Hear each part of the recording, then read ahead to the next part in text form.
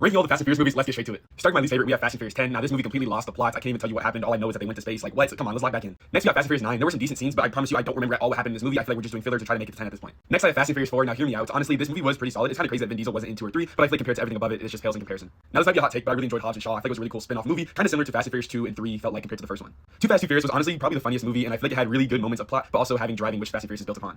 Now we're really starting to get to the upper echelon of the Fast and Furious movies. The Fast, the Furious, the original was so good. I mean, the story was really unique and creative at the time, and it still has probably one of the strongest storylines throughout the entire series. Tokyo Drift is honestly such a class movie, one of the greatest songs in cinema history. It's crazy that only one of the key figures from the earlier movies was included in that Han, but yet such a great story, and I loved all the characters and the cameos that they made in previous movies. Now we're at my big three, and we have to start off with Fast and Furious 6. This was the first ever Fast and Furious movie I saw. I can still remember it to this day. Those ramp cars were absolutely insane, and I just felt like everyone was really interesting in the story, and everything was going on with Lenny's having lost her memory. Just made for a really interesting story. Now I know Fast 5 is a lot of people's number one, but you'll see what I pick in a second. This one was probably the most deviated from just driving, but it still had such a great story that made it kind of a heist in a sense. That was really fun and cool to watch. And it had to be Fast and Furious 7. This movie just culminated in everything. The peak. They could have stopped here. They should have stopped here.